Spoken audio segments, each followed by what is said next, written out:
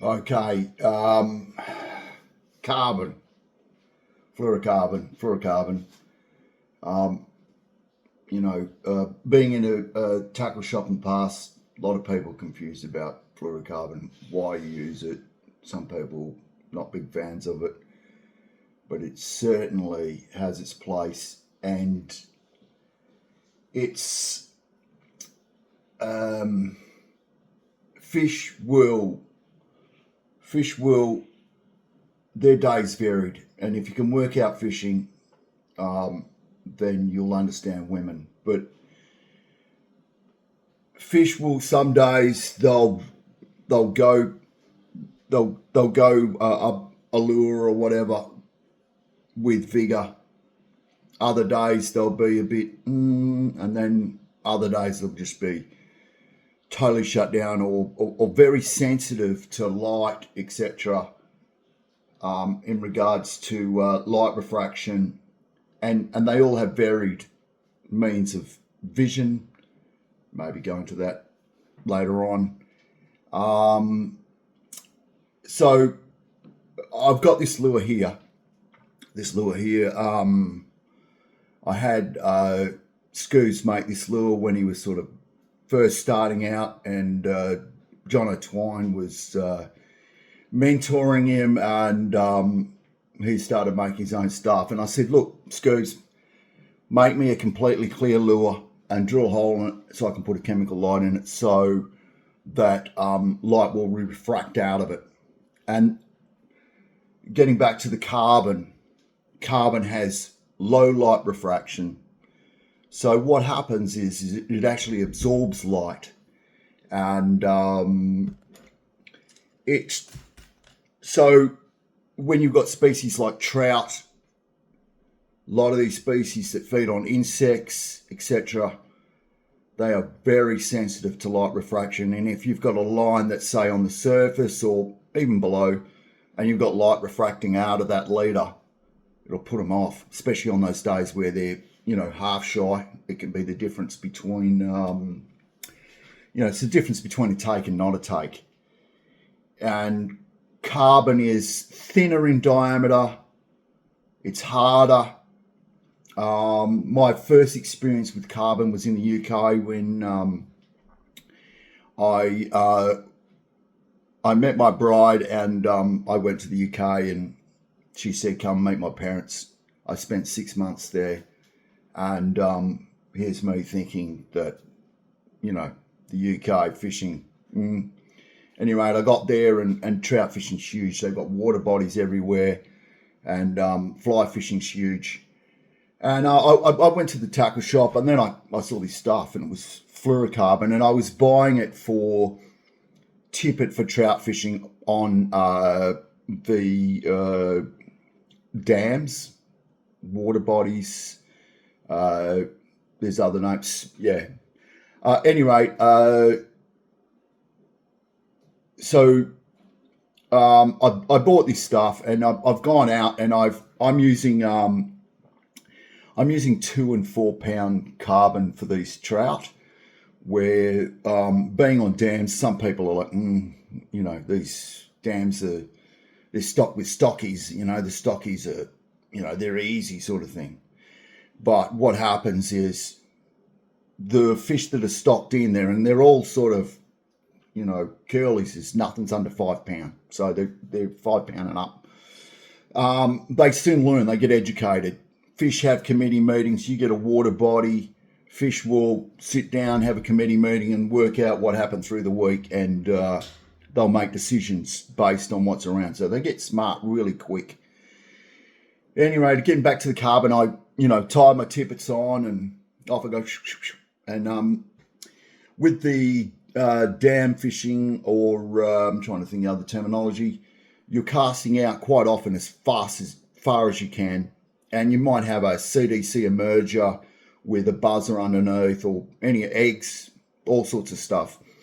And it's sitting there in the clear water, and the fish can see everything. There's, quite often there's no wind, and they'll be swimming around, and they'll pick different insects depending on what's hatching, and time of year, really funny fish. So they're finicky, and that's where the trout thing is. And so I've cast my fly out. I've got my CDC emerger on the top and a buzzer underneath and whatever. And next minute, bang, and my blooming carbon's exploded on the knot. And I'm going, oh God, this stuff is garbage. What's going on here? So I chucked out another one, bang, exploded. And I went, oh, something not right here. What am I doing? So put a bit of saliva on the carbon knot, tied that, and pulled it up with lots of saliva to lubricate the knot as it's coming together, because remember, it's very stiff. It's hard coated, and I discovered that carbon burns quite easy, so you have to be more careful with it than you do nylon when you're using it for leaders and tippets, that sort of thing. So I've cast out, bang, got it in, and it's over there they have what they call blues, which are a cross between a salmon and a rainbow, and you know, when you're getting them hitting at 5 and 6 pound, you know, in weight, they're hitting hard, and you've got a lot of inertia. There's no stretch in the tippet, like, because carbon doesn't stretch. It's, you know, and it sinks. So you cast a fly with carbon onto fresh water, which is less dense than salt. You start mucking around with floatants and sinkants, and so I soon discovered that the carbon is less visible in the water, and it's finer for the breaking strain. But you know, in my thirst for understanding this other fishery, in this fishery I discovered in fly fishing, these water bodies in the UK, it's like golf courses almost to some degree, and it's awesome, great fun.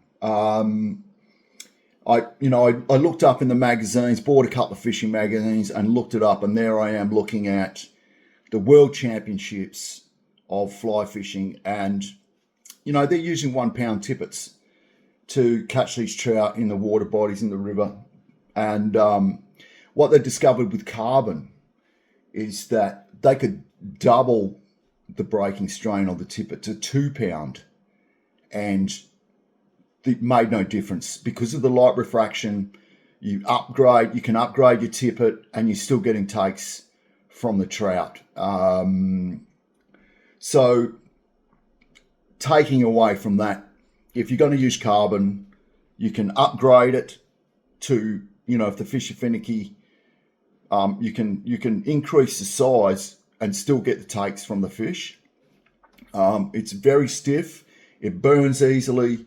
Something in my 6 months sojourno, I discovered is one of the blokes over there. They, you know, when I wasn't fishing, I was on, you know, the fibre television over there, and one of the blokes demonstrated that what happens is with carbon, it kinks because it's hard. And it kinks, but there's a way of sorting this out, and that is you can grab it, put it on your jeans or your pants or whatever. Probably, you know, it's affected differently with different materials.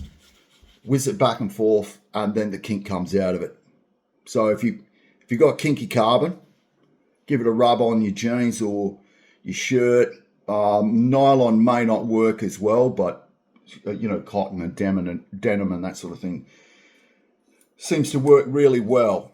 So, you know, if you've got your days where you got your flathead and your flounder and you know, maybe try some carbon and test yourself and go down to, say, 2 pound tippets. It's very hard. I actually inadvertently chipped one of my teeth in a moment lacking clarity where, so I chip my teeth. It's very hard, carbon. So, you know, it's great if you've got toothy critters, and, you know, it's toothy critters, it doesn't, you know, across rocks, all sorts of things. It's actually harder wearing than nylon, but it doesn't have the stretch. Okay, so Had some back channel chat with some people and some great feedback from people who obviously they know what they're doing too. So with nylon in the old days, they were talking about nylon and knots, etc. So getting back to the game fisherman and the weirdness, this sort of thing, I'm running with it here on the fly. They will tie knots. They will tie a double in the nylon or in the leader, where one guy was talking about swivels affecting, swivels are braiding the nylon when you're tying to them, and there's other things like you can get black swivels, these black ant swivels that have a lower refraction of light, and you can be trolling along for mackerel, etc. And if those swivels put off light, all you'll see is a bang, bang, bang, and what's happened is the mackerel or whatever other species that come through smash the swivels. And I saw Gary Lilly one day. We had all his Pakula cockroaches out, and we were coming home in the later evening, and Spanish mackerel come through and just whacked 3 Pakula cockroaches, and $450 went to the bottom of the ocean in a big hurry, and he wasn't overly happy. They did aerial, which was impressive.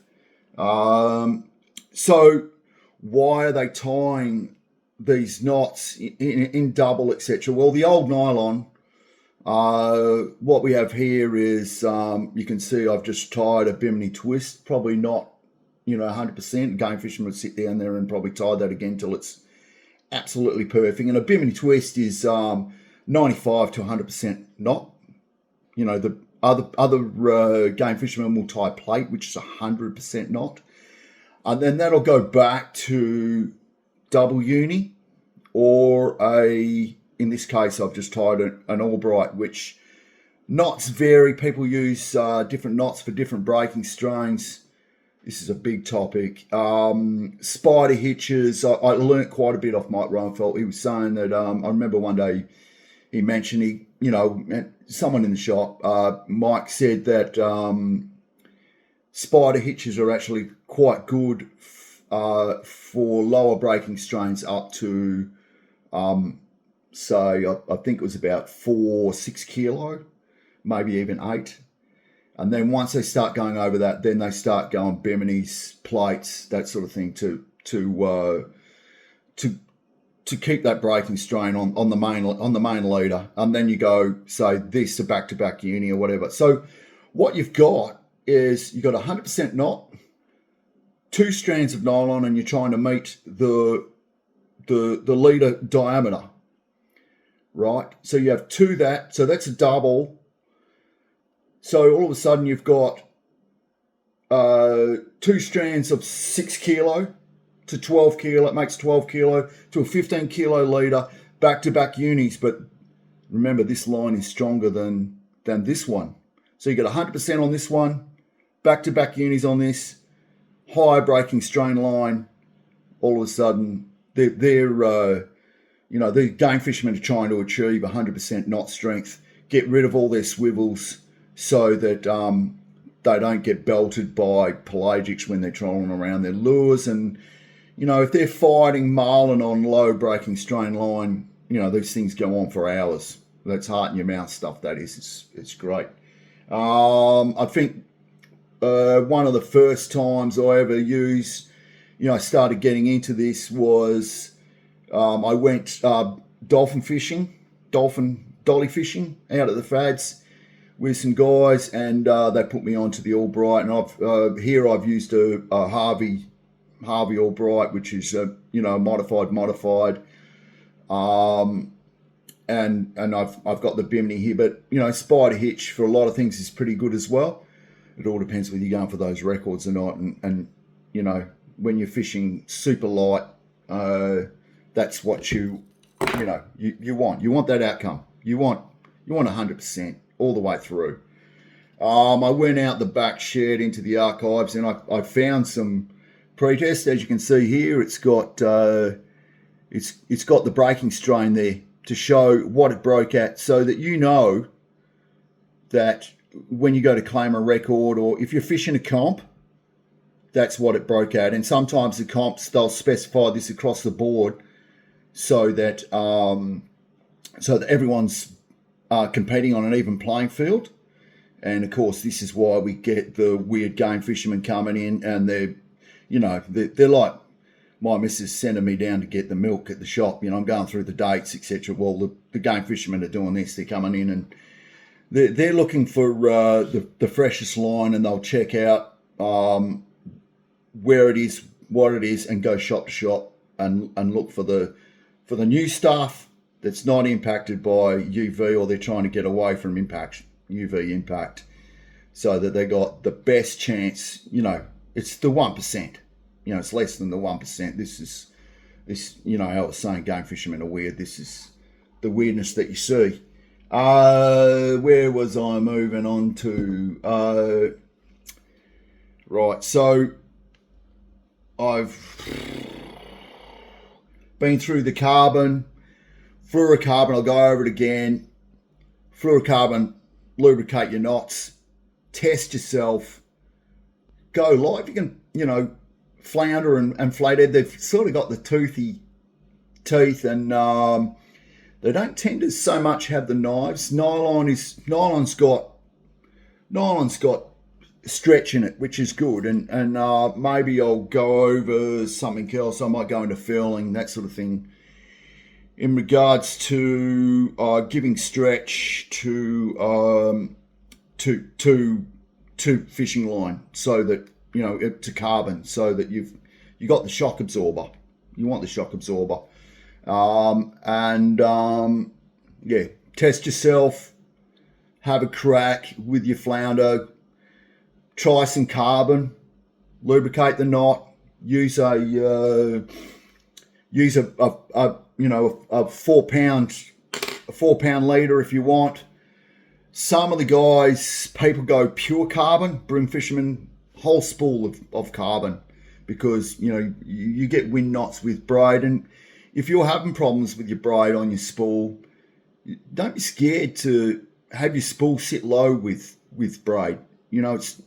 We had this whole culture of fill the spool to the top, but that was from nylon because we're trying to get distance, range of thing. But when braid come along, braid's just it's a different animal. And so if you're casting for flathead and flounder, and you're moving into lighter lures, and that's where lighter line, lighter tippets, that sort of thing all comes into play. Have a few casts and then run the braid through your fingers as you're winding back with your fishing reel to get it tight, to get rid of those loops on your spool. And don't be scared to keep your spool down a little bit. When I'm spooling braid, I'm sort of a bit different to some people.